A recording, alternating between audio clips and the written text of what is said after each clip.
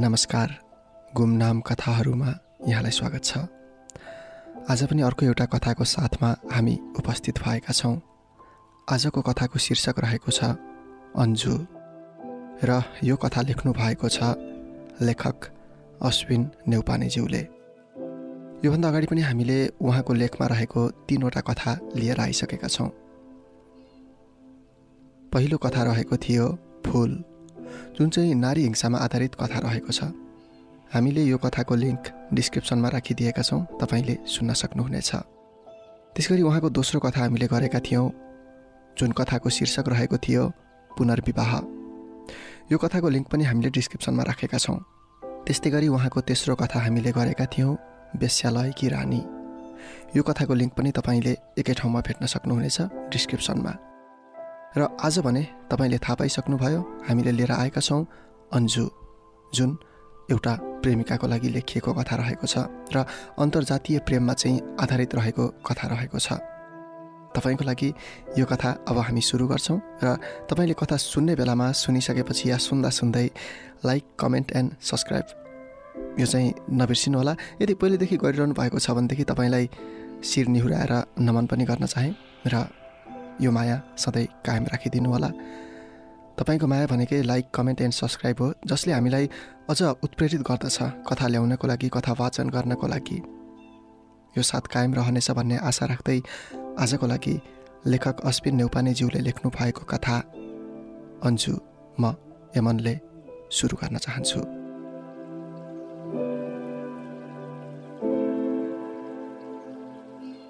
Dear Anju, आज मैले जुन योजनाले तिमीलाई चिठी लेख्न खोजेँ त्यो जितभन्दा अरू कसैको ठुलो खुसी हो।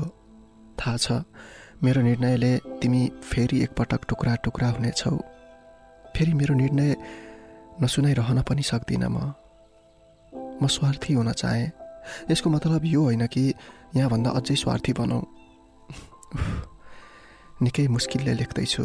थाहा छैन मेरो मनको भावनाले कहाँसम्म साथ दिन्छ। थाहा छैन मेरो यी काँपिरहेका हात र औँलाले कहाँसम्म पुग्दा गलेर लथ्राक लुत्रुक हुन्छन्।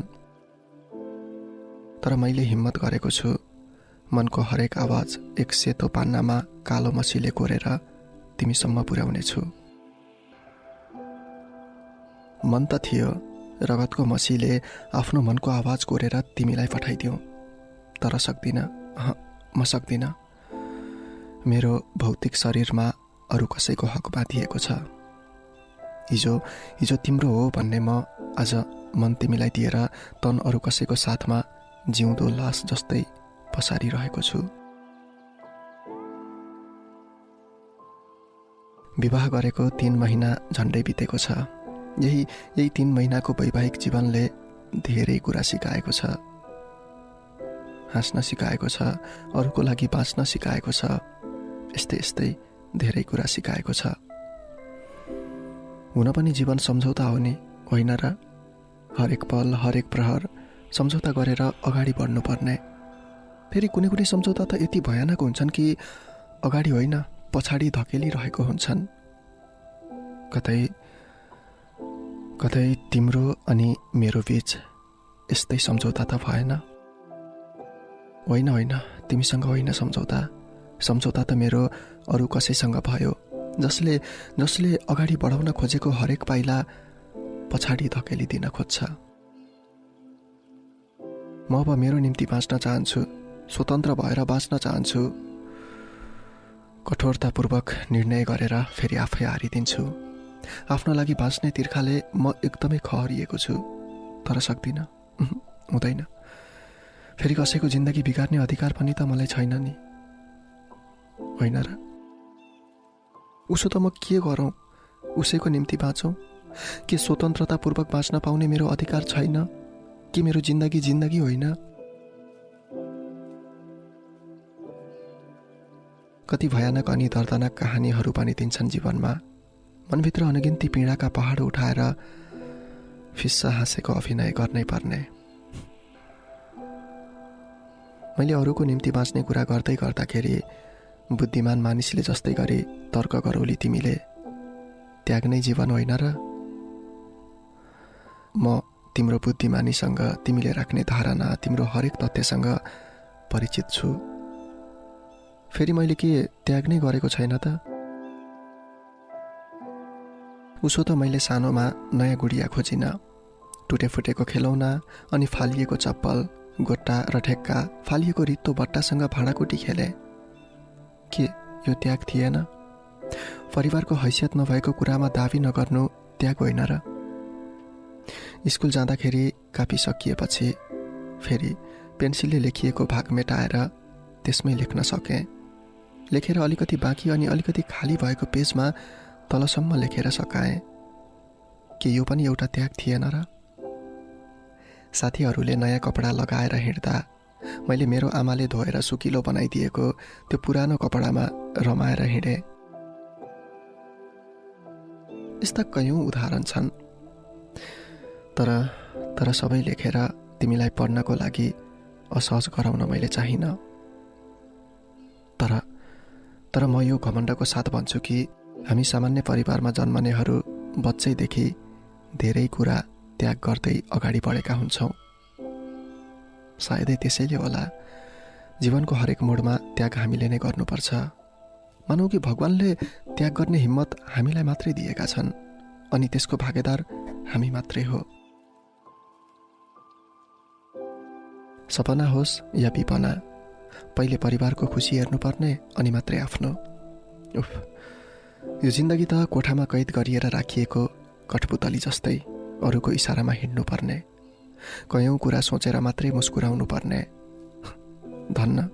धन्न रुनको लागि अन्धकार रात हुन्थ्यो र कसैको पनि अनुमति चाहिँदैन थियो। त्यही पनि कहाँ सजिलो हुन्थ्यो र? मुखभित्र सिरक कोचारेर अरूले नसुन्ने गरी रुनको लागि र मौन तरिकाले रुनको लागि पनि बिस्तारै बिस्तारै जिन्दगीले सिकाउँदै लग्यो। कुनै एउटा पल थियो, चलचित्रको कहानीसँगै मुटु टुक्रा टुक्रा हुन्थ्यो, बलिन धारा आँसुसँगै चलचित्र हेरेर सकाइन्थ्यो। त्यो एउटा काल्पनिक घटनासँग डराउने म आज आफ्नै जिन्दगी चलचित्र जस्तो बनेको छ अनि म त्यही चलचित्रको कहानीमा रोमलिएको पात्र। त्यही पनि आज त्यसरी रुने हिम्मत छैन भन्दा पनि बानी लाग्यो हरेक पीडासँग हिम्मतले सामना गर्ने।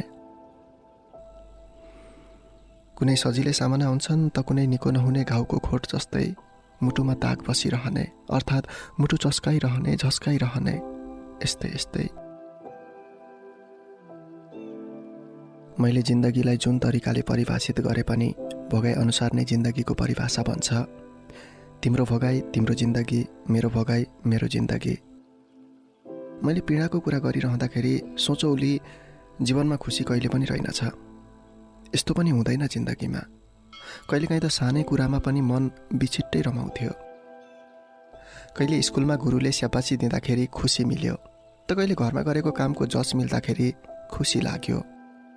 कहिले आफन्त अनि छिमेकीले देखावटी अनि नाटकीय रूपमा गरेको तारिफ सुनेर पनि खुसी लाग्थ्यो।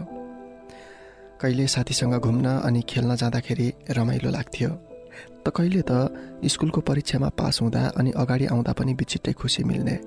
मानौ संसारकै ठुलो सफलता मैले हात पारे। तर अफसोच, स्कुलमा त रमाउन सिक्ने मात्रै हो रहेछ। स्कुलमा सिक्ने अभ्यास अनि हिम्मत राख्नको लागि पाठ पढिने रहेछ। जिन्दगीको असली पाठ भोगाइले सिकाउँछ। चोट र धोका, समयले गरेको घात, यस्ता कयौं कारणहरूले सिकाउने रहेछन्। अझै भन्नुपर्दा कहिले प्रेम अनि कहिले घृणा, यी कुराहरूले पनि एउटा विशेष ठाउँ नै ओगट्ने रहेछ।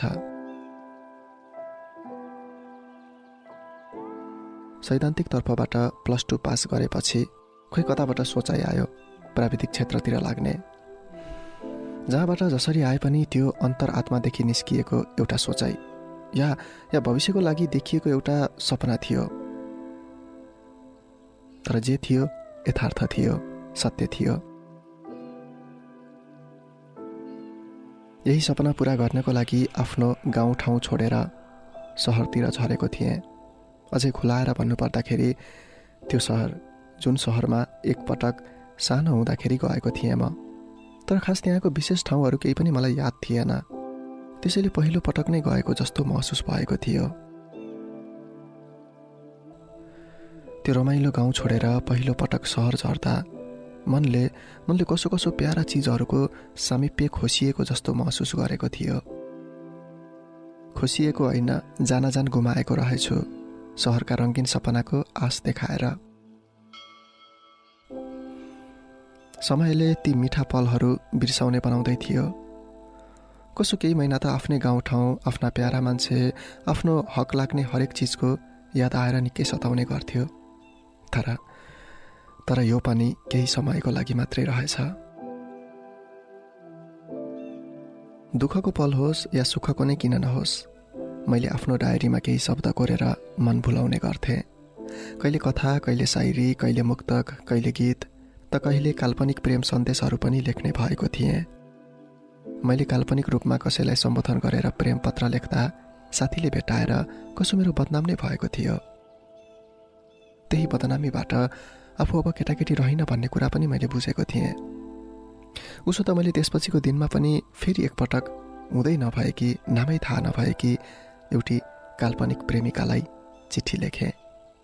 अफसोच त्यो चिठी पनि मेरो आफ्नै दिदीले हेर्नु भएछ। त्यो देखेर मलाई खुबै कराउँदै भन्नुभयो, भाइ तँबाट यस्तो यो कहिले पनि सोचेनौ, हामीले तँबाट ठुलो आशा देखेका थियौँ, विडम्बना आज यो दिन देख्नु पर्यो।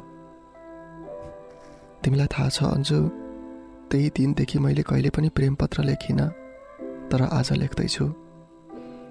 त्यो दिन काल्पनिक रूपमा लेखेँ, आज तिमीलाई सम्बोधन गरेर लेखेँ। त्यो दिन मैले प्रेमिल कुरा लेखेँ, आज तिनै प्रेमिल याद अनि मिठा पलसँगै विदाईका पल समेटेर एउटा दर्दनाक प्रेम पत्र कोर्ने अनुमति मागे। त्यो क्याम्पसको सुरुवात, त्यही सुरुवातसँगै घटेको घटना अर्थात् हाम्रो भेट, जिन्दगीमा एउटा अविस्मरणीय पल नै बनेर खड्किन लाग्यो। प्राविधिक बन्ने हाम्रा सपना, त्यही सपनामा मुछिएका केही यथार्थहरू कति प्यारा, याद दिलाइरहने, मन झस्काइरहने। फुलेको फुलमा भमरा अनि पुतलीहरू झुम्बिनु, यो त स्वाभाविक नै हो। अर्थात् अब त बुझ्यौ होला मेरो भाव। त्यो उमेर नै त्यस्तै वैशालु, नसालु अनि उत्साहित, जे देख्यो मन पराइहाल्ने। यही मन पराउनेको भिडमा कोही अनि केही त मनमै डेरा जमाउने। कति अझै पनि कति बुझ्नै नसकिने, जति बुझ्न खोज्यो त्योभन्दा पनि दोब्बर चाहिँ जटिल पनि दिने। सैद्धान्तिक कक्षा सकिसकेपछि प्रयोगात्मक कक्षा सुरु हुन्थ्यो। ड्रइङ हेरेको भरमा हामीले कुनै प्रोजेक्ट तयार गरेर देखाउनु पर्ने थियो। त्यसैबाट हाम्रो केही मार्क्स पनि निर्धारित हुने गर्थ्यो। तर निकै मुस्किल हुन्थ्यो ती सुरुवातका दिन। न कुनै औजार चलाउन आउने, न त कुनै मेजरमेन्ट गर्ने तरिका नै थाहा हुने, त्यही पनि जुनै हालतले पनि गर्नै पर्ने। हुन त एकपल्ट त प्रशिक्षकबाट हेर्न मिल्थ्यो, त्यही पनि त्यो भिडमा राम्रोसँग सिक्न कहाँ सकिन्थ्यो र। अनि फेरि घरिघरि प्रशिक्षकको क्याबिनसम्म गइरहेर सोधिरहन यो पनि त खास समय मिल्दैन थियो। त्यसैले साथीहरूबाट केही सिक्ने अनि आफूले सिकेको कुरा सिकाउँदै हामी गराउँदै गर्थ्यौँ। बेन्च वर्कको काम थियो, हामीलाई भाइसको निकै जरुरत हुन्थ्यो। त्यसैले सबैजना भाइस सेक्सनमा आफ्नो आफ्नो कामको लागि छिर्यौँ। सबैलाई पुग्ने गरी धेरै भाइस थिए। त्यहीँनिर एउटा संयोग भनौँ या नियतिले जुराएको हाम्रो भेट हो। त्यही दिन तिमी मेरो ठिक अगाडि पर्यौ, अर्थात् हामी आमुने सामुने भएर काम गर्न सुरु गऱ्यौँ। त्यही दिन मैले तिम्रो परिचय माग्ने मात्र के खोजेको थिएँ, तिमी आफैले परिचयको कुरा अगाडि बढाउँदै भन्यौ, एक्सक्युज मी। मैले तिम्रो बोली एकै झड्कामा सुनेको थिएँ र सुनेर पनि नसुनेको जस्तो गर्न मन पनि लागेको थियो। अफसोच सकिनँ। म तिम्रो एक बोलीमै गलिसकेको थिएँ। हजुर, मैले आफ्ना अलिकति झुकेको आँखा तिमीतिर सोझ्याउँदै भने। तिमी मुसुक्क हाँस्यौ, तर तिम्रो त्यो हँसाइको अर्थ मैले औलाउन सकिनँ। तपाईँको नाम के हो नि? तिमीले कति सजिलै सोधे कि मलाई त्यो बेला लागेको थियो तिमीलाई कामले बिछिट्टै अल्छी लागिसक्यो, त्यसैले केही बेर कुरा गरेर फ्रेस हुन तिमी चाहन्थ्यौ। मैले पनि तिम्रो प्रश्नको उत्तर नदिकन रहन उचित मान्दै मानिन अनि जवाफ स्वरूप आफ्नो उत्तर फर्काउँदै सोधेँ, अश्विन अनि तिम्रो? म अन्जु। तिमीले पनि आफ्नो नामबाट परिचय सुरु गर्यौ र आफ्नो परिचय सकेको केही बेरमै तिमीले मलाई काम लगाइहाल्यौ। अरे बाफ्रे, यतिको लागि पो उसले परिचय गरे कि। मैले कुनै कतिसम्म सोच्न भ्याएँ त्यो मलाई थाहा भएन, तर जुन तरिकाले तिमीले परिचय मागे पनि मेरो अड्कल चाहिँ त्यही हुन पुग्यो। कति हैरानी जनाउँदै सोधे कि हेर्नु न, स्क्वायर हेर्दा हेर्दा दिक्क भइसक्यो, मिल्यो कि मिलेन। जसरी हेर्दा पनि मिले जस्तो त मान्छु, तर फेरि अर्को पिससँग सेट नै भइराखेको छैन। त्यसपछि मैले फिस्सा हाँस्दै तिम्रो वर्क पिस हातमा लिएँ अनि हेरेँ। जुन एकदम समतल थियो फेरि सेट भएन किन। मैले फेरि अर्को पिस मागेर हेरेँ, साँच्चीकै सेट भएको थिएन र अर्को पिस हातमा लिएर चेक गरेँ। कमजोरी दोस्रोमा देखियो। अनि उसलाई मैले बिल्ल्याउँदै भने, कमजोरी एउटामा छ, सुधार्न चाहिँ अर्को खोजेर हुन्छ। तिमीले कति छिटै मतलब बुझे कि केही लजाएको जस्तो गरेर टारिदियौ। तिमीसँग अब अलि नजिकको हुँदै थिएँ, अर्थात् हाम्रो आत्मीयता बढ्दैछ भन्ने महसुस गर्दै थिएँ। तर तिमीले मलाई बोलाउँदा हजुर तपाईँ भनेर बोलाएको मलाई मन परेको थिएन। त्यसैले मैले तिमीलाई भनेको थिएँ नि, अन्जु म उमेरमा तिमीभन्दा 2-3 वर्ष अगाडि नै छु होला, तर यहाँ अनि यो ठाउँमा तिमी र म सँगै छौँ, अर्थात् बराबर छौँ। म औपचारिकताले तिम्रो साथी ठानिन्छु। मलाई तिमी भनेर सम्बोधन गर्नु नि है। तिमीले मेरो सम्बोधनको लागि तिमी भन्नुमै उचित ठानेर पनि नसकेकी हुँदी हो। त्यसैले मैले यो मामलामा तिमीलाई कर त्यति धेरै लगाउनै परेन। तिमीले सजिलै हुन्छ हसको प्रतिक्रिया दिँदै भन्यौ। मेरो त फाइलिङको काम सकियो, एउटा पिस बिग्रेको छ, अब के गरौँ हेर न। मलाई त हेक्साले काट्न समेत आउँदैन, कुनै आइडिया देऊ न। अन्जु हेर न, मेरो पनि सेट भएन, एउटा ठुलो एउटा अलि सानो पो भयो। न कतै हामीले साटासाट गऱ्यो भनेदेखि मिल्छ कि। मैले पनि आफ्नो बिग्रेको प्रोजेक्टबाट एकदमै हैरानी भएर एउटा झिनो आशाले प्रस्ताव राखेको थिएँ। नभन्दै मैले जे सोचेको थिएँ उस्तै भयो, अर्थात् ठ्याक्कै मिल्यो। अब न तिमीलाई आपत्ति हुने न मलाई हैरान हुने, मानौ कि ठुलो सफलता मिल्दै थियो। तर होइन, त्योभन्दा महत्त्वपूर्ण हाम्रो मन मिल्नु थियो। अफसोच त्यो मिलेर पनि नमिलेको जस्तो भइदियो, या मिलेकै थिएन। त्यो समयले बताउँदै लग्यो। खोइ किन किन मनले कस्तो कस्तो महसुस गर्दै थियो। मनभित्र कोही छ जस्तो, अनि त्यो ठ्याक्कै तिमी जस्तो। होइन होइन, जस्तो होइन, ठ्याक्कै तिमी थियो। नत्र हरेक समय तिम्रो याद यसरी आउने थिएन। मलाई यस्तो लाग्दै थियो तिमीसँग बिस्तारै मेरो बानी पर्दैछ। यो बानी पर्नु कतिसम्मको उचित थियो त्यो अहिले अड्कल काटिरहेको छु मैले। तिमीसँग नजिकिँदा नजिकिँदै हाँसो मजाक पनि ज्यादै चल्थ्यो। हामी केही काम गर्दा पनि केही न केही कुरा गरिरहेका हुन्थ्यौँ। हाम्रो निरीक्षक आएर गफ धेरै भयो भनेर कराउँदा तिमीले कति सजिलै भन्थ्यौ, हाम्रो प्राइभेट गफ होइन सर, हाम्रो यो पढाइसँगै काम र प्रोजेक्टको कुरा भइरहेको छ। बहाना बनाउनको लागि तिमीलाई कसले जित्न सक्छ र? कति जाने कि। जे होस् तिमीले यो बहाना गराउँदा पनि म त्यसै मक्का हुन्थेँ। समय पनि कति विचित्र, अझै विचित्र आफ्नो मन, बुझ्न पनि निकै जटिल। जति बुझ्न खोज्यो त्योभन्दा धेरै गहिराइमा पुग्नुपर्ने। फेरि बुझेर हो या नबुझेरै मनले एउटा निर्णय गर्छ, त्यो निर्णय आफूले पनि स्वीकार गर्नै पर्छ। मैले भनेको सुनेको थिएँ, मान्छेको जातै लोभी हुन्छ। जे पाउँदैन उसैको औधी चाहना राख्छ, अनि जे पाउँछ नि त्योभन्दा अझै धेरै पाउने चाहना राख्छ, अझै धेरै हक जताउन चाहन्छ। हो, मैले यो तथ्यलाई हलुकै आत्मसात गर्न सक्छु। होइन भने मलाई पनि त्यही छटपटी हुने थिएन। अन्जु, जुन छटपटी तिमीलाई देखेपछि सुरुवात भयो नि, यो कस्तो खालको छटपटी अनि किन हुँदैछ मेरो मनभित्र? कतै मेरो जीवनको संरचना भत्काउने प्रयास त होइन? होइन, भित्री मनले गरेको निर्णय मैले नकार्नु हुँदैन, चाहे जुन अवस्था गुजार्न किन नपरोस्। तिमी मेरो अगाडि हुँदा हुँदै पनि यो कस्तो चाहना राख्यो मनले, तिमी मेरो नजिकै आयो हुने। तिमी मेरो नजिकै थियौ, फेरि अब किन म झन् नजिक चाहन्छु? यो कतै तिमीप्रतिको आकर्षण त होइन? अब मैले यही आकर्षणलाई प्रेम बुझेको थिएँ।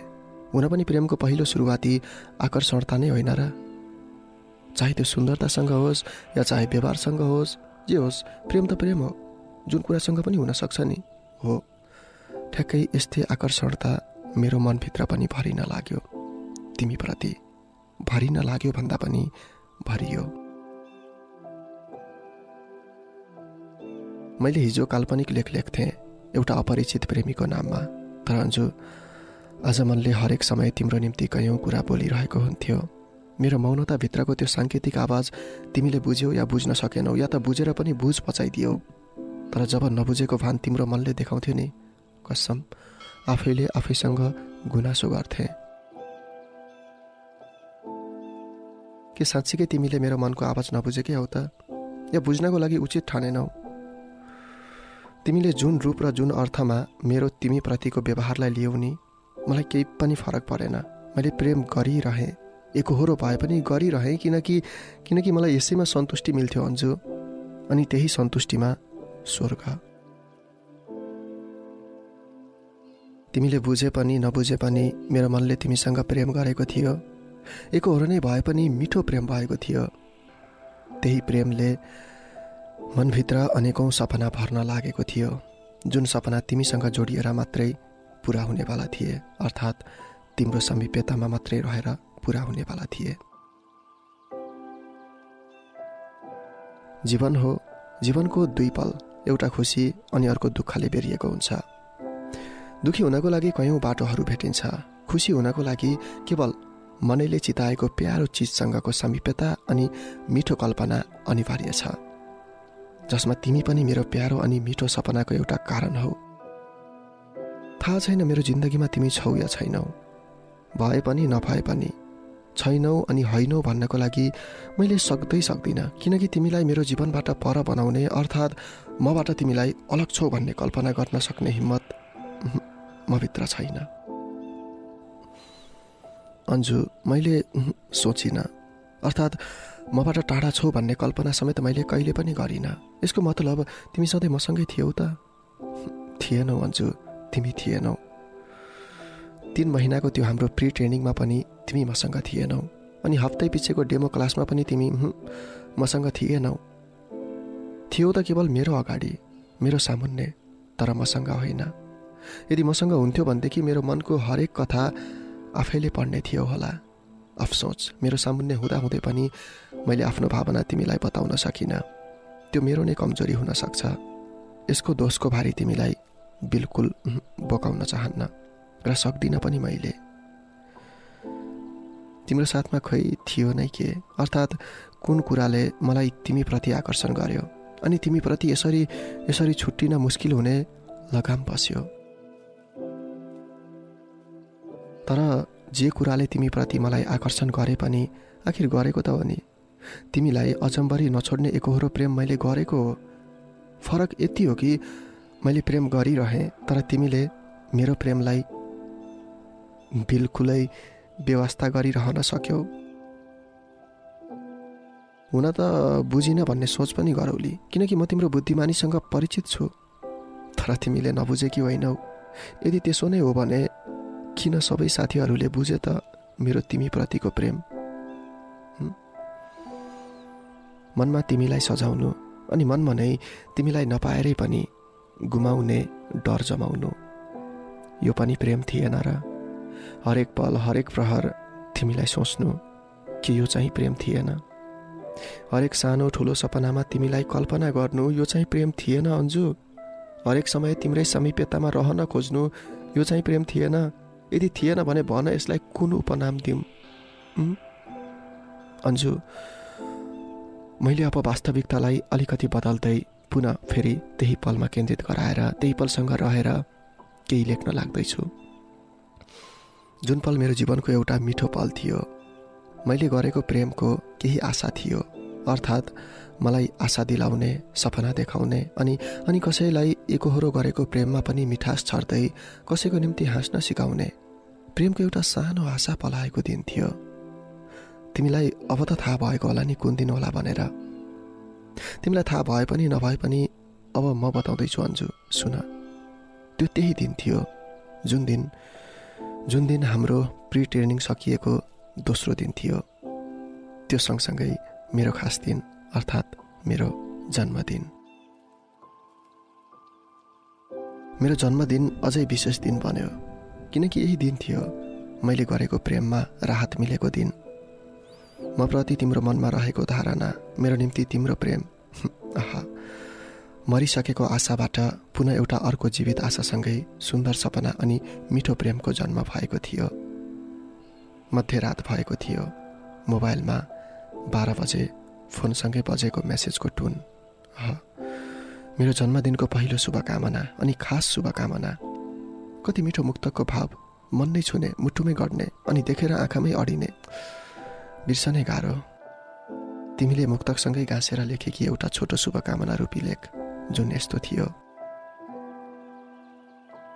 मेरो एउटा विशेष दिन लाग्दैछ खास, मेरो मुटु अनि मस्तिष्कमा होस् बास। सम्बन्ध सधैँ मजबुत हुनेछ है हाम्रो, सम्बन्ध सधैँ मजबुत हुनेछ है हाम्रो, तिम्रो जन्मदिनले गराउँदैछ एहसास। आज तिम्रो होइन मेरो विशेष दिन हो प्यारो मान्छे। तिमीलाई शब्दको माध्यमबाट नि जन्मदिनको शुभकामना दिएर मात्रै पनि पुग्दैन, फेरि अरू दिने पनि त केही पनि छैन। स्वीकार्नु है मेरा यी शब्दरूपी शुभकामना। सधैँ सँगै रहन पाऊँ, नजिक रहन पाऊँ, उन्नति प्रगतिमा मन खुलाइरहन पाऊँ। फेरि पनि जन्मदिनको धेरै धेरै कामना। ए प्यारो मान्छे, धेरै माया अनि धेरै सम्झना अनि सँगै जन्मदिनको अनगिन्ती शुभकामना। मैले मेसेज पढेर सकेको पनि थिएन, तिमीले फोन गरेकी थियौ अनि मेरो आवाज सुन्दा नसुन्दै तिमीले जन्मदिनको शुभकामना पनि दिएकी थियौ। हो, त्यो दिन मलाई निकै खास लागेको थियो। थाहा छैन जीवनको त्यो 22औं जन्मदिनसम्म आइपुग्दा पहिलो पटक किन आफ्नै जन्मदिन खास लागेको होला। पक्कै मेरो जन्मदिन खास बनाइदिने तिमी थियौ, केवल तिमी।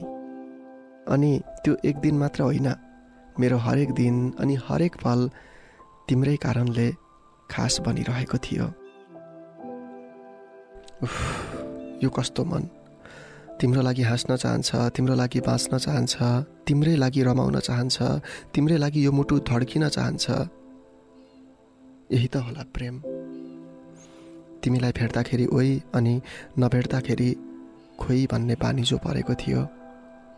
मनभित्र एउटा छुट्टै तरङ्ग पैदा भएको थियो। हिजोसम्म एकहोरो प्रेम गर्थेँ म तिमीलाई, आज तिमीले पनि मलाई प्रेम गर्छौ भन्ने एउटा मिठो महसुस भएको थियो। के साँच्चै तिमीले मलाई प्रेमीको नजरमा हेरेकी थियौ त? तिमीले मलाई प्रेम गरेकी छौ त? मैले काटेको अड्कल सही होला त? यो हुन पनि सक्छ अनि नहुन पनि। तिमीसँग झन्झन नजिक हुँदै थिएँ। यस्तो लाग्थ्यो त्यो कलेजमा तिमी अनि म मात्रै छौँ अनि तिमीसँग नै मेरो अनि मसँग तिम्रो संसार जोडिएको छ। यो कस्तो जिद्दी मन। नहुन सक्छ भनेर सम्झाउँदै पनि यो मनले मान्दै मानेन। समय न हो, दिनहरू आफ्नै गतिमा बितेको 2 वर्ष पुग्ने लागेको रहेछ। तिमीसँग नजिकिँदा मलाई दिन बितेको पनि पत्तै भएन। एउटा भ्रम भनौँ या व्यक्त हुन नसकेको सत्य, जुन सत्य सुन्नको लागि म 2 वर्ष बिताउँदै थिएँ तर अझै पनि त्यो सुन्न पाएको थिइनँ। अर्थात् तिम्रो मुखबाट अझै पनि व्यक्त भएको थिएन। 23 महिना बितेर 24 महिना लाग्दै थियो, अर्थात् 2 वर्षको अन्तिम महिना। त्यो प्र्याक्टिकलको समय। यो समयमा त अवश्य पनि व्यक्त हुन्छ। यदि भएन भनेदेखि म आफै तिमीलाई प्रस्ताव किन नराख्ने हो। त्यही भएर मैले मनभित्र एउटा योजना त तयार गरेको थिएँ। अफसोच, तर मेरो त्यो योजना पनि सफल भएन। कसरी त भनेर तिमीले प्रश्न खडा गरौली। पख म बताउँदैछु त्यो कहानी। म चाहन्थे तिमीले प्रेम गरेको कुरा भन, तर अब तिमीबाट व्यक्त हुँदैन भन्ने यकिन पनि मैले गरिसकेको थिएँ। फेरि म चाहन्नथे पनि कि मनमा नै प्रेम गरेर बसौँ अनि तिमीलाई गुमाउन पनि म चाहन्नथे। त्यसैले मैले नै हाम्रो कलेजको फाइनल परीक्षाको अन्तिम दिन तिमीलाई बताएको थिएँ, अन्जु म तिमीलाई प्रेम गर्छु। थाहा छैन किन हरेक समय तिमीसँग रहन खोज्छ यो मन। तिम्रो लागि धड्केर किन खत्तम हुन खोज्दैछ। हाँस्न तिम्रो लागि अनि बाँच्न तिम्रो लागि चाहन्छु। अन्जु, यो 2 वर्षको समयमा मलाई तिम्रो बानी परिसक्यो। I love you Anju. मैले प्रस्ताव राखेँ। तिमीले मेरो प्रस्तावको कुनै पनि प्रतिक्रिया दिन सकेनौ। खै तिमीलाई मेरो प्रस्ताव मन परेन या त जवाफ दिनको लागि उचित तिमीले ठानेनौ। केवल आँसुले भरिएको आँखा लुकाउँदै तिमी मबाट टाढा भएको दिनदेखि फेरि न कहिले तिमी मेरो सम्पर्कमा आयौ न त म नै तिम्रो सम्पर्कमा आउन सकेँ। तिमीसँग टाढिएपछिको त्यो दिन कल्पना गर्दा पनि म निसासिन पुग्छु। झनै तिमी बिनाको त्यो दिन कसरी बिताए होला। जुन दिन तिमी मबाट टाढा भयो नि, त्यही दिनदेखि म निकै कमजोर हुन लागे। तिम्रो बारेमा सोचेर म टोलाउँथे, सोच्दा सोच्दै रुन्थे पनि। तिमीलाई थाहा छ, त्यही पल थियो जुन पलले मलाई एक्लोपनसँग जिउन सिकाउँदै थियो। विडम्बना म हार्दै गएँ। कति दिन त भोक र तिर्खाको पनि मतलब भएन। कति रात आँखा झिमिक्क भएन।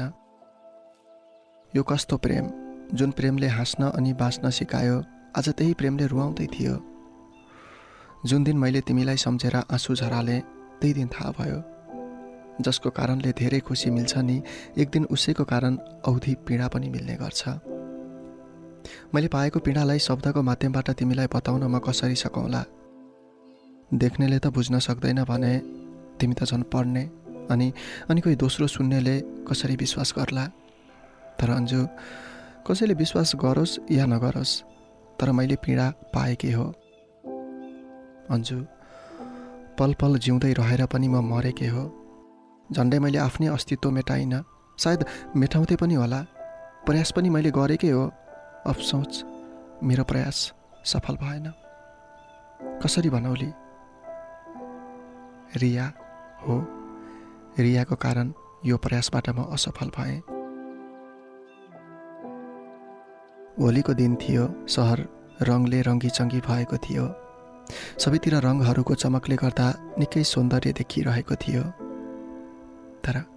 तर यता मेरो मनभित्र निकै अन्धकार छाएको थियो।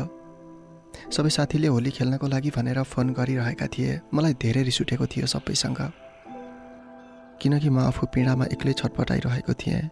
त्यस्तो बेलामा घरिघरि रमाउँदै मलाई फोन गर्ने ती साथीहरूबाट मलाई टाढा रहन मन लाग्यो। मैले मोबाइल नै बन्द गरिदिएँ। म धेरै चिन्तामा भएर होला सायद, सोच्न केही पनि सकिरहेको थिइनँ। केवल आफूले भोगेको पीडाले मेरो हिम्मत हराउँदै थियो। खै कति बेला के सोच्न भ्याएछु कुन्नी। म गलत कदम उठाउनको लागि तयारी गरिरहेको थिएँ। अचानक मेरो कोठाको ढोका खोलियो, जहाँ रिया आएकी थिए। त्यो पनि होली खेल्ने बहानामा मलाई लिनको लागि। ऊ सरासर भित्र आई र मेरो असामान्य हालत देखेर सोधीखोजी गरी। अनि उसले मैले गरेको योजना बुझिसके अरे। उसले त्यो दिन मलाई निकै कठोर वचनले सम्झाउन थाली। तिमीलाई थाहा छ, त्यही दिन उसले भनेकी थिए, अश्विन, त किन यस्तो हरकत देखाउँदैछस्? मलाई थाहा छ तेरो यो सबैको कारण उही अन्जु त हो नि, होइन? अश्विन, अन्जुले तँलाई माया गर्छे, त्यो पनि तैँले भन्दा पनि धेरै। तँलाई कुनै पनि समस्या नहोस् भनेर उसले तँलाई कहिले पनि भन्न सकिन। आखिर ऊ तेरो खुसी चाहन्थे। तैँले कसरी सक्छस् उसको प्रेमको अपमान गर्न? अश्विन, तैँले यसरी आफूलाई यो हालतमा राखेर सरासर उसले गरेको प्रेमको अपमान गर्दैछस्, बुझिस्? मैले रियाको कुरा बुझिन या त उसले मलाई बुझिन। एकछिन त म अक्कबक्क भएँ। अनि उसलाई भने, रिया, सरी, मैले मेरो परिवारको बारेमा सोच्नै सकिनँ। सायद कसैको प्रेममा म धेरै अन्तो भएँ, स्वार्थी भएँ। अब मबाट यस्तो गलत सोच कहिले पनि आउने छैन। त्यसपछि मैले आफ्नो सबै पीडा सुनाएँ। उसँग निकै बेर बिलौना गरेँ। अनि उसलाई भने, होइन रिया, अन्जुले मलाई कहिले पनि प्रेम गरिन। काश यदि प्रेम गर्दियो त आज यसरी बलिन्धारा आँसुसँग मैले जिउनु पर्दैन थियो। मलाई यति धेरै पीडा दिएर ऊ कुन संसारमा रमाउन गएकी छे, हराउन गएकी छे। फेरि कसरी त बन्छेछ? उसले मलाई प्रेम गरी भनेर? मैले रियासँग तिम्रो प्रेमको खातिर प्रश्न गरेको थिएँ। मेरो हरेक प्रश्नको एक एक जवाफ उसले यसरी दिएकी थिए, म झन् उसको जवाफ सुनेर पल पल टुटिरहेको थिएँ। उनी बोल्दै गएकी थिए, हेर अश्विन, अन्जुले तँलाई प्रेम गरेको कुरा आफ्नै मुखले मलाई बताएकी हो, तर ऊ चाहन्नथे कि तँलाई आफ्नो बनाएर ऊ आफै खुसी भएर तँलाई पीडा मिलोस्। अरे यार, कसरी हुन्थ्यो पीडा? मैले रियाको जवाफ नसकिँदै उसलाई दोहोरो प्रश्न गरेँ। ऊ पनि केही झर्किँदै मलाई प्रति प्रश्न गरेकी थिए त्यो बेला। अश्विन, त पागलपन नदेखा। तैँले त स्वीकार गर्छस् उसलाई, के तेरो परिवारले स्वीकार गर्छ उसलाई? के तेरो समाजले एक हुन दिन्छ? ऊ तेरो इज्जत, करियर अनि तेरो परिवार, तेरो समाज, तेरो आफन्त यी सबैसँगको आत्मीयता नछुटोस् भनेर तँबाट टाढा भागेकी हो। किन थाहा छ? तेरो यो समाज छ नि, यो समाजले उसलाई हर हालतमा स्वीकार गर्दैन, किनकि ऊ दलित हो। उसलाई तेरो जस्तै समाजले दलित भनेर उसको जीवनमा तकमा लगाइदिएको छ अश्विन। त जेसुकै भन्, तर अन्जुले तँलाई प्रेम गरेकै हो। तेरै खुसीको लागि ऊ तँबाट टाढा भएकै हो। एउटा कुरा याद गर अश्विन, पाउनु मात्रै प्रेम होइन, गुमाउनु पनि प्रेम हो। आखिर राधा र कृष्ण अनि राम र सीता, मुना र मदन, के कमी थियो र उनीहरूको प्रेममा? अन्त्य त दुखान्त नै थियो नि। भगवान स्वयंले आफ्नो प्रेम बचाउन सकेनन् भनेदेखि त हामी त मान्छे हो। आफूलाई सम्हाल अश्विन, परिवारको बारेमा सोच। अब त बच्चा छैनस्, आफ्नो भविष्यको बारेमा सोच अनि भुल्दे उसलाई अनि त्यो विगतलाई पनि। अब अन्जु तेरो जिन्दगी होइन अश्विन, अन्जु एउटा क्षितिज हो जसलाई कहिले पनि भेट्न सक्दैनस्। हो अन्जु, तिमी क्षितिज नै थियौ, त्यसैले कहिले पनि भेट हुन सकेन। रियाले गरेको हरेक कुरामा सत्यता थियो, मलाई आभास भएको थियो। अन्जु तिमीसँग भेट त भएन, तर तिमीलाई देख्न पाएँ त्यो पनि धेरै ढिला। जब तिमीलाई देखेको थिएँ तिमीसँग भेट हुने चाहना राखेको थिएँ, तर सकिनँ। किन थाहा छ तिमीलाई? म औपचारिकताले बाँधिसकेको थिएँ। तिमीले बुझ्यौ या बुझेनौ, बुझेको भए ठिक छ, यदि नबुझेको भए मैले बताउँदैछु त्यसपछिको दिनहरू। रियाले मेरो हरेक जिम्मेवारी बोध गराइदिएकी थिए। कसरी मलाई सम्झाउन सफल भएकी थिए त्यो म आफैलाई पनि स्पष्ट भएन, तर त्यसपछिको दिनमा मैले केही सहजताको श्वास भने पक्कै पनि फेरेको हो। आखिर नपाउने कुराको आशा पनि मैले मारेकै हो, आफ्नो भविष्य अनि परिवार पनि मैले सोचेकै हो। मैले जागिरको लागि विभिन्न कम्पनीमा आवेदन दिन थालेँ। यसैबीच एउटा कम्पनीमा मेरो नाम निस्कियो। त्यो कम्पनीको नाम तिमी समूह मैले खुलाउन सकिनँ, अर्थात् खुलाउन चाहिनँ। मैले त्यही कम्पनीमा जागिर सुरु गरेँ। म पुनः एक्लै बाँच्न अनि एक्लै हाँस्नको लागि सिक्नै लागेको थिएँ, तर म अन्जान थिएँ कि मेरो खुसीमा अब फेरि केही अवरोध आउँछ भनेर। म तिमीलाई पुरै नभुल्दासम्म नयाँ जीवनको सुरुवात नगर्ने सोचेको थिएँ। स्पष्ट भन्नुपर्दाखेरि हाम्रो प्रेमले दिएको पीडा भुलेर नसक्दै म कसैको पनि बन्न नसक्ने स्थितिमा थिएँ। त्यसैले केही समय मैले एक्लै रमाउने निर्णय पनि गरेको थिएँ। म आफ्नो निर्णयमा अडिग रहन सकिनँ अन्जु, म सकिनँ। कसरी बनौली सुन। जुन परिवार, समाज, आफन्त यस्तै कयौँ कारण देखाएर तिमी मबाट टाढा भएकी थियौ नि, म उनीहरूको कुरा सुन्नको लागि बाध्य भएँ। अर्थात् परिवार अनि आफन्तको निर्णयभन्दा माथि गएर मैले निर्णय गर्न सकिनँ। त्यसैले मैले परिवार अनि आफन्तले गरेको मेरो बिहेको प्रस्ताव मैले स्वीकार्नु सिवाय अन्जु अरू कुनै पनि मैले विकल्प भेट्न सकिनँ। हुन पनि अब कसको लागि मैले परिवारको प्रस्ताव अस्वीकार गरिरहनु र? मैले पढेर सिकेको कुरा भन्दा जिन्दगीको भोगाइले सिकाएको हरेक कुरा ज्यादा अगाडि थिए। मैले अब औपचारिकताले कसैको बन्नु नै थियो। त्यसैले मैले आजभन्दा भोलि हेरेर अनि आफ्नोभन्दा आफ्नाहरूको खुसी र सपनाको ख्याल गरेर मैले आँखा चिम्म गरेर निर्णय गरेकै हो। त्यही निर्णयले पुनः एकपटक मेरो पुरा जिन्दगी छाताछुल्ल भएर बगाइदियो। प्रेम खै कसले बुझ्यो? प्रेम गर्नेले या त प्रेमको आशा देखाउनेले? जे होस्, अब बुझ्नु अनि नबुझ्नुले मलाई केही पनि फरक पारेन, किनकि मेरो बिहेको लागि आएका कयौँ प्रस्तावमध्ये एउटा प्रस्ताव मैले आँखा चिम्लेर स्वीकार गरिदिएँ, किनकि म थाकिसकेको थिएँ। अब मैले गराएका कयौँ बहानाहरू एकाएक फेल खाइसकेका थिए अनि मेरो लागि बिहेको प्रस्ताव राख्ने आफन्तहरू कराउँदै भन्थे, होइन तैँले खोजेको पो कस्तो हो, जति राम्रोसँग कुरा गर्दा पनि अस्वीकार गर्ने, बरु बिहे नै नगर्ने बाहना हो भनेदेखि प्रत्यक्ष भन्नु नि, होइन भने यसरी अस्वीकार गरिरहने किन? हुन पनि हो, आखिर मैले एकपटक त विवाह गर्नै पर्छ। जुन केटीसँग कुरा गर्दा पनि मैले किन नाइ भने त्यो त म आफै स्पष्ट हुन सकिनँ, तर कहीँ कतै लाग्छ मैले हरेक केटीमा तिमीलाई खोजेँ, तर अफसोच मैले भेटाउन सकिनँ। भेटाउँथे पनि कसरी, कसरी भेटाउँथे? एउटै आमाले जन्म दिएको, एउटै स्तन चुसेर हुर्केका दुई सन्तान त फरक फरक हुन्छन्। मैले जे बुझ्दै थिएँ, जुन हरकत देखाउँदै थिएँ, जे म खोज्दै थिएँ, गलत गर्दै थिएँ भन्ने महसुस मलाई हुन लाग्यो। त्यसैले अन्छु अन्ततः एउटा प्रस्ताव मैले अन्धधुन्ध स्वीकार गरेँ। न त उसलाई मैले देखेको थिएँ, न त बोलेकै थिएँ उसँग।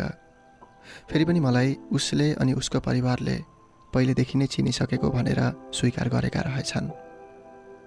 अनि मैले पनि मेरो परिवारको स्वीकृतिमै आफूले नदेखी नबुझी अनि नबोलिकन स्वीकार गरिदिएँ। सोचे परिवारको निर्णय अवश्य पनि सही होला, आखिर सम्झौता न हो, अब जुनसुकै परिस्थितिसँग पनि सम्झौता गरौँला, मलाई यही लाग्यो अन्जु। बस जोसँग अब बाँकी जिन्दगी बिताउने बाला थिएँ, केवल उसको नामभन्दा अरू केही पनि थाहा थिएन मलाई।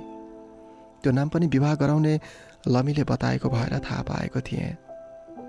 त्यो पनि उसको फोन नम्बर मलाई दिँदै बताउनु भएको थियो। लो राधिकाको नम्बर लिऊ अनि त्यसपछि कल गर, नभेटे पनि कुरा गर्न त मिलिहाल्यो नि, आखिर अब जिन्दगी नै उसैसँग बिताउने भइसकेपछि। राधिका, अहो नाम त निकै राम्रो लागेको थियो। घरिघरि म कल्पना गर्थेँ मेरो अन्जु जस्तै होली, मेरो हरेक दुःख अनि सुखमा साथ दिन्छन् होली। के साँच्चीकै उनले मलाई साथ दिन्छन् त? यति बेला मैले जे जस्तो धारणा राखे पनि विवाह अगाडिको जस्तो हुँदैन रहेछ विवाह पछाडिको सम्बन्धहरू। यो त वैवाहिक जीवनको अनुभवबाट मात्रै मैले बुझ्न सकेँ। कुरा उही दिनको गाँस्न मन लाग्यो। उसलाई फोन गरौँ कि भनेर सोचेको थिएँ। उसको नम्बर पनि फटाफट टाइप गरेँ र कल गर्नै लागेको थिएँ। त्यही बेला झल्यास्स सम्झिएँ, उही मेरी अन्जु, तिमीलाई, जोसँग मैले जिन्दगी बिताउने सपना देखेको थिएँ। आज उसको ठाउँमा अरू कोही आउँदैछ। म अकमकाएँ अन्जु, मेरो हात कामिरहेको थियो। म सोचिरहेको थिएँ, सोच्दा सोच्दै म विगतमा पुग्नै लागेको बेला कोही केटीको आवाज आयो। हजुर, कसलाई खोज्नु भएको होला? कहिलेकाहीँ अन्जानमै केही हुन्छ भन्थे नि, हो त्यस्तै भएको थियो यसपटक पनि। म त उसैलाई फोन गरौँ कि नगरौँ भन्ने दोधारमै सोचिरहेको थिएँ। फोन उसलाई लागिसकेछ। सायदै हाम्रो मिलन गराउने यो भगवानको नै इच्छा थियो होला, त्यसैले यो सब हुँदै थियो। हजुर राधिका होइन? मैले सोधेँ उताबाट।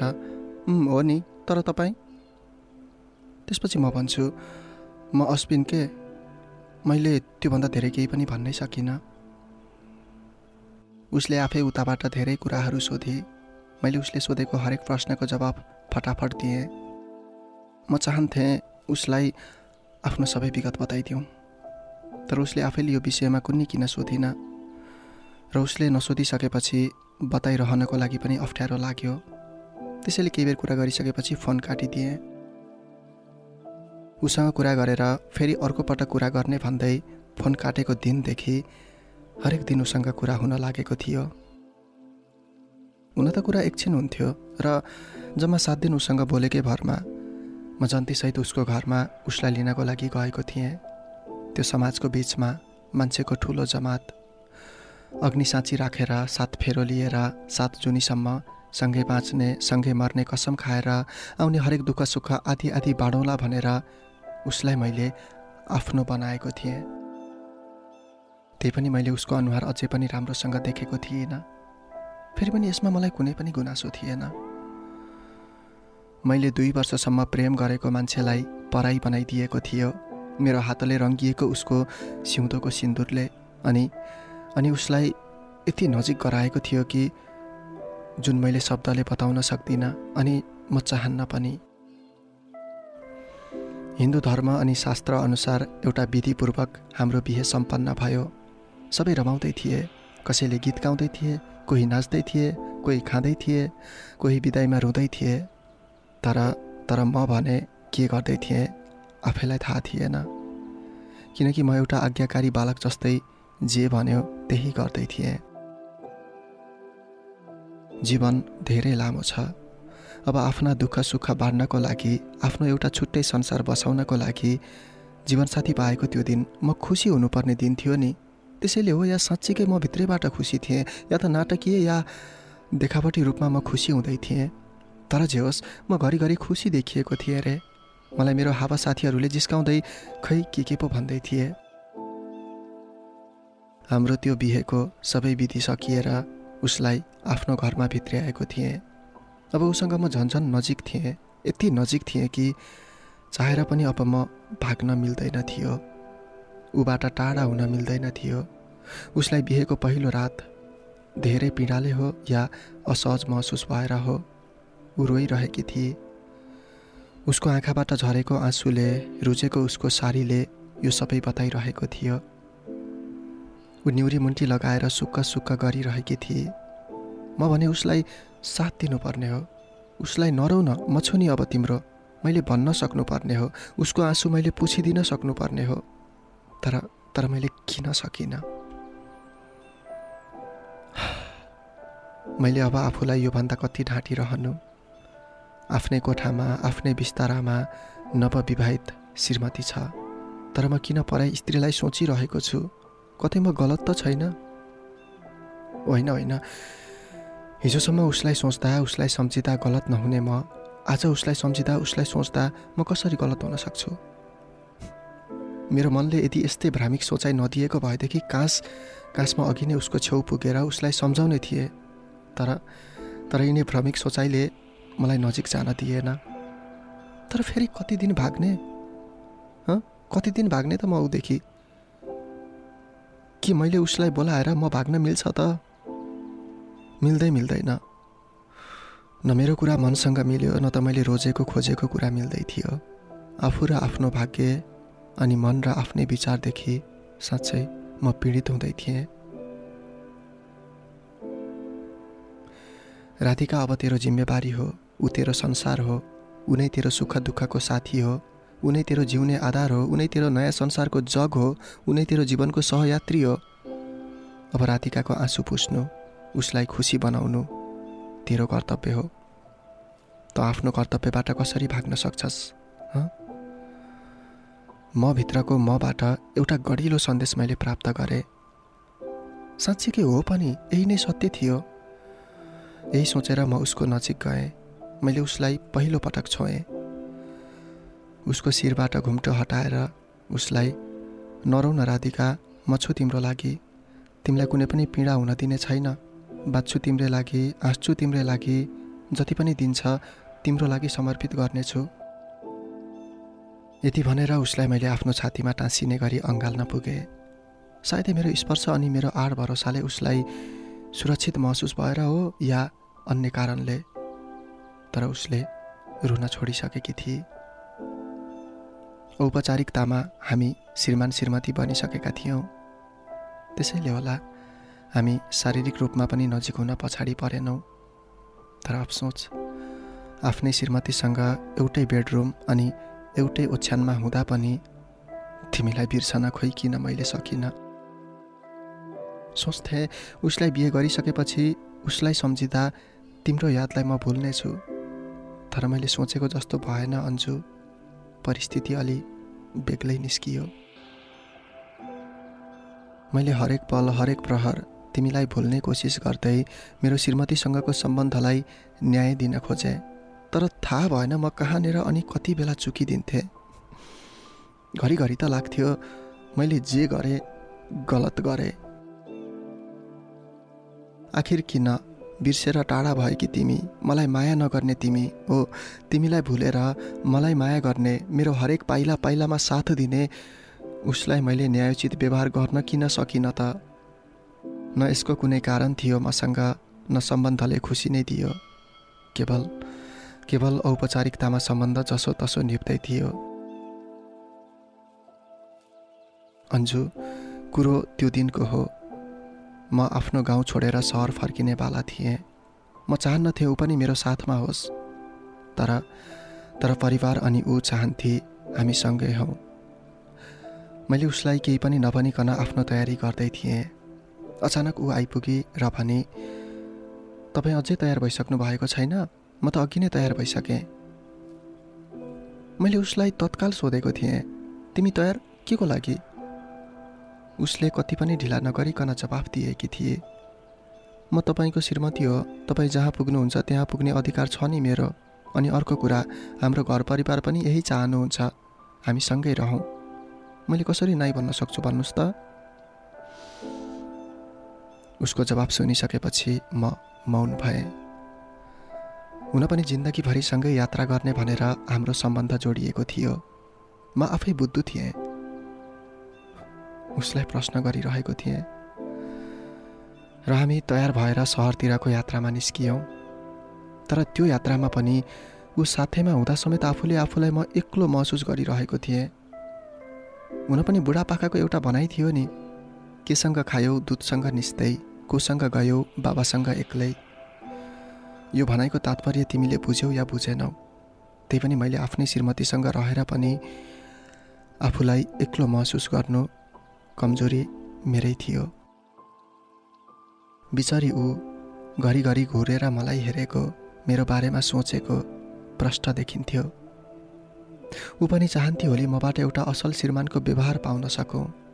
तर अन्जु, न उसको सपना पुरा हुँदै थियो, न मेरो नै सपना पुरा हुँदै थियो। सहर फर्किसकेपछि म आफ्नै काममा व्यस्त हुन थालेँ। ऊ मेरो सेवामा व्यस्त रहन्थे। मानौ कि उसको जन्म नै केवल मेरो सेवाको लागि भएको हो। त्यही पनि ऊ मौन थिए। सन्चो बिसन्चो खानपिन भन्दा अरू कुनै कुरा हुँदैन थियो हाम्रो बिचमा। मानौ कि मैले जस्तो व्यवहार गरे पनि उसले सहनै पर्छ जस्तो गर्थे। सायद मेरो लागि उसले गरेको प्रेम अनि प्रेमको लागि उसले गरेको त्याग थियो यो। तर मैले नबुझेको जस्तो गर्नु मेरो कमजोरी थियो। तपाईँ कसैलाई सोच्दै हुनुहुन्छ? एक दिन खाना खाइओरी बेडसम्म पुगिसकेपछि उसले मलाई सोधेकी थिए, तर मैले जवाफ दिन सकिनँ। प्रश्न पुनः दोहोरियो। म सोध्दैछु, तपाईँ कसैलाई सोच्दै हुनुहुन्छ? तपाईँ कसैको प्रेममा हुनुहुन्छ?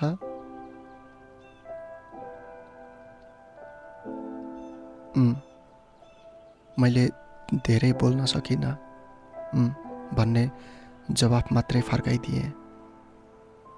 यसपछि पुनः प्रति प्रश्न अनि कडा स्वभावमा आवाज आउँछ, अनि यो बिहे मसँग सम्बन्ध जोड्नुको उद्देश्य के साँच्चीकै यो बिहे तपाईँको आफ्नै इच्छामै भएको हो नि? मेरो मतलब कसैको जबरजस्तीमा त होइन नि? त्यस्तो होइन, मेरो आफ्नै इच्छामा भएको हो। तिमी धेरै सोच्दैछौ। मैले नम्र भएर उसलाई जवाब फर्काइदिएँ। उसो भए यो सब के त? एउटा श्रीमान आफ्नै श्रीमतीसँग एउटै ओछ्यानमा रहँदा समेत पराई नारीलाई याद गर्छ भने कसरी उसको श्रीमती खुसी रहन्छ? आखिर एउटा नारीले आफ्नो श्रीमान अरूको प्रेममा भएको कुरा कसरी स्वीकार गर्छ? विवाहदेखि नै मैले धेरै कुरा सहँदै आएको छु, तर अब म सक्दिनँ। या त उसलाई दिलबाट निकालिदिनु अनि एउटा असल लोग्ने भएर सम्बन्ध गुजार्नु, होइन भनेदेखि यो सम्बन्धको यहीँ अन्त्य गरिदिनु, मबाट आजाद हुनु। अरे यो के भन्दैछौ? कसरी सम्भव छ? तिमीले कति सजिलोसँग निर्णय लिए कि? मबाट यो दुवै कुरा सम्भव छैन। मैले आफ्नै श्रीमतीलाई अल्झाउँदै थिएँ। हुन त उसको कुरा सही थियो, तर मेरो लागि किन असम्भव बनिदियो? हाम्रो यसै कुरामा विवाद भइसकेपछि संयोग भन्नु या त फेरि जिन्दगीको अर्को घटनाको सुरुवात भन्नु, त्यसै दिन त्यही सहरमा पुनः तिमीसँग भेट भयो अन्जु। तिमी कति पनि बदलिएकी थिएनौ। त्यो खाली सिउँदो, ती रित्ता हात अनि त्यो खाली गला उस्तै थियो। तर म भने धेरै बदलिसकेको थिएँ। कसैको सिउँदो रङ्गाइसकेका आफ्नै हातदेखि मलाई नि घृणा लागेर आयो। कसैको गलामा लगाइदिएको मङ्गलसूत्रको याद आयो अनि कसैलाई रातो चुरा र धागो उपहार दिएको याद आयो। यति मात्रै हो र अन्जु? आफ्नै जिन्दगी कसैको नाम गरिदिएको याद आयो। त्यसैले म तिमीसँग नबोलिकन भाग्न चाहेँ, मानौ कि मैले तिमीलाई देखेकै छैन। कहिलेकाहीँ आफू भाग्न खोजेको कुराले पछ्याउँदै आउँछ भन्थे। त्यस्तै लाग्यो त्यो दिन पनि मलाई। म तिमीबाट भाग्दै भाग्दै आफ्नो कोठासम्म आउँदै थिएँ अनि मेरो पछाडि पछाडि तिमी थियो। सायदै यही दिन हुन सक्छ हाम्रो भेट हुन लेखेको। बाटोमा रिया पनि भेटिएकी थिए। उसले मलाई भेटेर कुरामा अल्झाउँदै थिए। ठ्याक्कै तिम्रो उपस्थिति त्यहीँनिर भएपछि हाम्रो भेट हुन पुगेको थियो। हामी सन्चो बिसन्चोको कुराबाट हाम्रो औपचारिक भेटवार्ता सुरु भयो। कुरै कुरामा तिमीले रिनालाई खुब प्रशंसा गर्दै बोलेकी थियौ नि। आम्मै कति राम्री देखिए कि, हातमा चुरा, गलामा पोते अनि शिरमा सिन्दुर। विवाहपछि त पहिले भन्दा पनि धेरै राम्री भए कि। तिमीले उसलाई कुन रूपमा प्रशंसा गर्यौ त्यो मलाई पूर्ण रूपमा थाहा नभए पनि मैले केही अन्दाज लगाएको थिएँ। तिमी भित्र पनि कसैको श्रीमती बन्ने रहर छ, तर किन त्यो रहर यतिन्जेलसम्म पुरा गरिनौ त्यो तिमी आफैले जान। अनि साँच्चै अश्विन, तिम्रो पनि त विवाह भयो होला है? तिमीले एकपटक मतर्फ हेर्दै आफ्नो ओठमा झुटो मुस्कान लिएर गरेको प्रश्नले मलाई कता कता विवाह गरेर ठुलो गल्ती गरेको महसुस भएको थियो। अनि फिस्सा हाँसेको अभिनय गर्दै मैले भनेको थिएँ, कसले पत्याउँछ र हामी जस्तोलाई। मैले छैन भनेर झुट बोलेर टारेको थिएँ। त्यसपछि तिम्रो शिर अलि झुकेको जस्तो भेटाएँ। अनि त्योभन्दा धेरै कुरा गर्ने हिम्मत न म भित्र आयो न तिमी भित्र। तिमी केही बेरमा छुट्टियौ। त्यसपछि रिनाले मलाई प्रश्न गरी, ओए त होसमा त छस्? के भनेको तैँले? एउटा विवाहित मान्छे कसरी झुट बोलिसँग बिहे भएको छैन भनेर?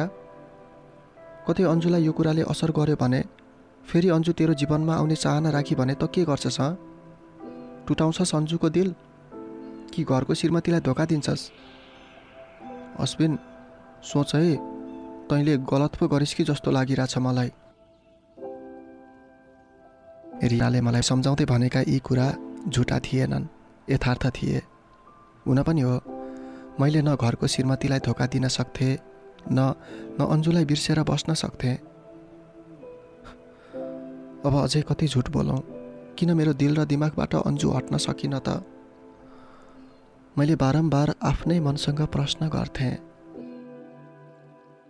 अन्जु, त्यो दिन पनि मैले तिमीलाई देखिसकेपछि बढेका ती तिम्रा यादको भारी बोकेर म आफ्नो कोठासम्म पुगेँ। कोठामा पुग्दा राधिका सामान मिलाउँदै थिए। म पुगिसकेपछि उसले भनी, म तपाईँबाट छोडपत्र चाहन्छु, अर्थात् हाम्रो सम्बन्धको पूर्णविराम। तर तपाईँले दिन सक्नु भएन। ठिक छ, म अहिले माइती घर गएर बस्छु। आजको ठिक 1 महिनासम्म म तपाईँलाई समय दिन्छु। कि मलाई खुसी दिने निर्णय गरेर मलाई लिनको लागि आउनुहोस्, होइन भनेदेखि सम्बन्धको पूर्ण विराम लगाइदिनको लागि सम्बन्ध विच्छेदको कागज लिएर आउनु। यति भनेर राधिका आफ्नो माइती घर लागि। पुनः म आफ्नै दिनचर्यामा आफूलाई भुलाउन लागेँ। हिजोसम्म बोझ लागे कि राधिकाको आज कहीँ कतै कमी भएको पो हो कि जस्तो मलाई लागिरहेको थियो। तर अफसोच, अन्जुको यादले उसको कमी महसुस गर्न दिँदैन थियो मलाई। सधैँ जस्तो आफ्नो काममा गएर फर्किँदै गर्दा बाटोमा तिमी भेटियौ। अन्जु, नबोलौँ कि भनेर मैले सोचेको थिएँ, तर मनले मानेन। अनि मैले बोलाएँ तिमीलाई र तिमीसँग गफ गर्दै गर्दै अलिकति बाटो काट्ने निर्णय गरेँ। तिमीलाई मैले जुन विषयमा सोधेँ त्यो मेरो अधिकारको कुरा त थिएन होला, त्यही पनि मैले नसोधिकन रहन सकिनँ। अनि सोध्ने प्रयासमा अकमकिँदै बोले, अन्जु, तिमीले बिहेको बारेमा के सोचेकी छौ? यत्तिका समयपछि भेट भयो, त्यो पनि तिमी अविवाहित नै रहेछौ। विवाह गर्ने कुरा सोचिनौ कि त्यो बारेमा सोच्ने समय भएन? होइन अश्विन, नसोचेको होइन। बिहेको लागि पनि घरबाट कयौँ प्रस्ताव आयो, तर मैले सकिनँ। कसैको प्रेम यति शक्तिशाली भएर निस्कियो कि मलाई अरूको बन्ने हिम्मत नै आएन। तिमीले दिएको यो जवाफले एकछिन सोचे, कतै मेरो प्रेम त होइन? फेरि नहुन पनि सक्छ भन्दै मैले पुनः प्रश्न गरेँ, अन्जु, को हो त्यो भाग्यमानी जसले तिम्रो प्रेम पाउन सक्यो? तिमीले त्यो बेला नम्र भएर दिएको जवाफ अझै पनि मेरो मानसपटलमा छ। तिमीले भनेकी थियौ, खै उसलाई भाग्यमानी भनौँ या त अभागी, जसलाई मैले प्रेम गरेँ उसलाई कहिले पनि आफ्नो प्रेम देखाउन सकिनँ, किनकि म कथित तल्लो जातको छोरी, ऊ ब्राह्मणको छोरा, हाम्रो जात मिल्दैन थियो। अश्विन, यही न्युमा मेरो कारण कतै ऊ सामाजिक तिरस्कार नबनोस्, यही सोचले मैले उसलाई कहिले पनि प्रेम देखाइनँ। अनि उसको प्रेम बुझेर पनि नबुझेको नाटक गर्दै ऊबाट टाढा भाग्नको लागि म बाध्य भएँ। थाहा थिएन पुनः उसँग यसरी भेट हुन्छ अनि आफ्नो मनको कुरा भन्न पाइन्छ भनेर। हो अश्विन, त्यो भाग्यमानी भए पनि अभागी भए पनि त्यो मान्छे तिमी हौ। मैले आफूलाई धेरै डाँटिसकेँ अश्विन, अब योभन्दा म डाँट्न सक्दिनँ। मैले आफूलाई धेरै टुटाएँ। खास तिमीले स्वीकार गर्थ्यौ भनेदेखि म अहिले तिम्रो नै भनिदिने थिएँ। म अर्कैको श्रीमान अनि तिमी एउटा अविवाहित केटी, यति बेला नै बिहे गर्न म असमर्थ थिएँ। अब भने मनमा केही चैन मिलेको थियो। कति छिटो मैले राधिकासँग सम्बन्ध विच्छेद गरेर तिमीसँगको नयाँ जीवनको सपना देख्न पनि भ्याइसकेको थिएँ। तिमीसँग पनि मैले 1 महिनाको समय मागेँ, तिमीले पनि सहजै स्वीकार गर्यौ। सायदै यो दिन पनि मेरो लागि एउटा खुसीको दिन बनेर आएको थियो। भोलिपल्ट अफिसमा बिदा मिलाएर राधिकासँग भेट्ने अनि सम्बन्धलाई पूर्ण विराम लगाउने भन्दै म राधिकाको माइती घरतिर लागेँ। केही बेरको यात्रापछि उसको माइती घरसम्म पुगेको थिएँ। राधिकाले मलाई 1 महिनाको समय दिएकी थिए, तर राधिकाले घर छोडेर गएको जम्मा 5 दिनमा म त्यहाँ पुगेको थिएँ। सायदै मेरो अनुहारमा खुसी देखिएर हो या त राधिकाले भ्रमिक सपना देखेर हो, ऊ पनि मलाई देखेपछि मुसुक्क हाँस्न भ्याएकी थिए। ए, ज्वाइँ पो आउनु भएछ। मेरी सासू आमाले मलाई सोफातिर देखाउँदै बस्ने इसारा गर्नुभयो। राधिकाले 1 गिलास चिसो पानी ल्याएर दिँदै भने, एकछिन आमासँग गफ गर्दै गर्नु है, म चिया बनाएर आउँछु। मैले उसले दिएको त्यो पानी पनि निकै स्वादिलो मानेको थिएँ। एकै घुट्कीमा 1 गिलास पानी सकाएँ। किचनतिर गएकी राधिका हातमा ट्रेमाथि केही चियाको कप लिएर आइपुगिन् र टेबलमाथि ट्रे के राख्न मात्र भ्याएकी थिइन्। उसले उक्क गर्दै वासरुमतिर गइन्। केही बेरमा राधिका अलिकति असामान्य हुँदै बाहिर आइन् र मलाई भनिन्, मलाई खोइ के भयो के अलि असहज भएको छ। एकपल्ट अस्पताल जाने कि कसो चक्कर पनि लागेको जस्तो महसुस भएको छ। 2-4 दिन भयो खान नि मन लागिरहेको छैन। चिन्ता नगर छोरी, जा तयार हुँदै गर त, ऊ त्यहाँ पर गएर मेडिकलमा चेकअप गराउँला नि, ज्वाइँ एकछिन यहीँ बस्दै गर्नुहुन्छ। उसको आमाले उसलाई यति भन्नुभयो, तर म त उसको श्रीमान हो। त्यसैले मैले उहाँलाई मनाही गर्दै भने, होइन आमा, म जान्छु उसको साथमा, तपाईँ घरमै रहनुहोस्। र केही बेरमा राधिका र म मेडिकल पुग्यौँ। मेडिकल गएर उसको चेक जाँच गरियो। केही बेरमा उसको रिपोर्ट पनि आइपुग्यो। उसलाई अनि मलाई बधाई दिँदै हामी आमा बाबा बन्दैछौँ भन्ने कुरा हामीलाई सुनाइयो। अन्जु, मैले घटाउन खोजेको जिम्मेवारी झन बढ्यो। त्यही पनि यसमा मलाई कुनै पनि गुनासो रहेन।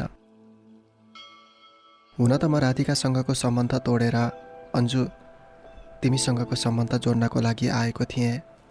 तर अफसोच राधिका अनि मेरो लागि एउटा खुसीको संसार यस धरतीमा आउँदै भएको कुरा थाहा पाइसकेपछि हेर न मलाई खै के हुँदै गयो। एकाएक राधिकासँग प्रेम हुन लाग्यो। आफ्नो सन्तानले यस सुन्दर संसारमा पाइला टेक्दैछ भन्ने कुरा थाहा पाइसकेपछि आफ्नो जिम्मेवारी महसुस भएको थियो मलाई। त्यही महसुसले मैले आफ्नो निर्णय परिवर्तन गर्नको लागि बाध्य भएँ। त्यसपछि हामी खुसी हुँदै घरसम्म आइपुग्यौँ। आज राधिका पनि खुसी थिए अनि म पनि। हामी दुवैजना खुसी थियौँ। राधिकाले घरमा आइसकेपछि आफ्नो आमालाई पनि यो खुसीको खबर सुनाई। उहाँ पनि निकै खुसी हुनुभयो। राधिकाबाट छुटकारा लिनको लागि गएको म उसलाई अनि उसको गर्भमा रहेको आफ्नो सन्तानलाई लिएर छिट्टै आफ्नो कोठामा फर्किने निर्णय लिएर मैले त्यहाँबाट सबैसँग बिदा मागेर राधिकासँगै म आफ्नो कोठामा फर्किएँ। आखिर प्रेम खै कस्तो कस्तो बुझ्नै नसकिने। हिजो तिमीलाई भुल्न नसकेर राधिकासँग बिग्रिँदै गरेको सम्बन्धमा हाम्रो आउनेवाला सन्तानले सम्बन्ध सुमधुर गराउँदै लगेको थियो। मैले अब हरेक पल राधिका अनि हाम्रो आउने सन्तानको बारेमा सोच्न लागेको थिएँ। र एक दिन पुनः रियाले मलाई फोन गरी र भनी, तैँले अन्जुसँग किन झुट बोलेको? उसले तेरो बाटो कुरेर बसेकी छ। हो अन्जु, मलाई यो थाहा थियो। त्यसैले तिम्रो लागि सम्बोधन गर्दै यो पत्र रियाको हातमा तिम्रो लागि पठाउनको लागि म बाध्य भएँ। म खुसी छु, हामी खुसी छौँ। मलाई माफ गरिदिनु अन्जु।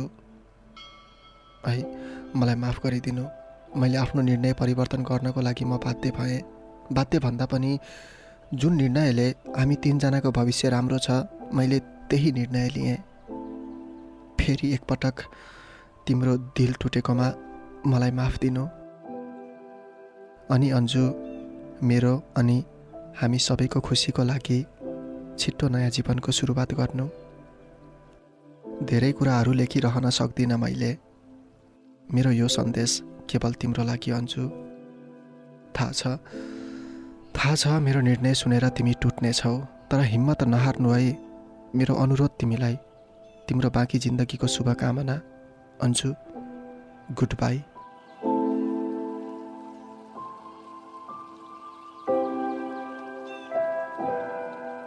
लेखक अश्विन न्यौपानेज्यूले लेख्नु भएको कथा अन्जु यो एउटा अन्तर्जातीय प्रेम कहानीमा आधारित कथा रहेको थियो। यो कथा यहीँ समाप्त भएको छ। यसपछि उहाँले नोट भनेर केही लेख्नु भएको छ जुन तपाईँको लागि। कुनै कुनै सम्बन्ध नबुझेर ओझेलमा परिरहेका हुन्छन्। जुन सम्बन्ध अनि जुन निर्णयले जीवनमा मिठास ल्याइदिन्छ नि, त्यही सम्बन्ध अनि त्यही निर्णयमा सधैँ अडिग रहनुपर्छ। साथै प्रेम जो कोहीसँग पनि हुन सक्छ। जीवन उसैसँग बिताउन जरुरी छ जोसँग जिन्दगी खुसीले कट्छ। कथा सुनिदिनु भयो, धेरै धन्यवाद। र प्रतिक्रिया दिने पालो अब तपाईँको। र यो कथा यहीँ सकिएको छ। र फेरि पनि अर्को कथाको साथमा हामी छिट्टै आउनेछौँ। गुमनाम कथाहरूको साथमा रहनुहोस्, सुन्दै गर्नुहोस्। म एमन पनि बिदा हुन्छु। नमस्कार।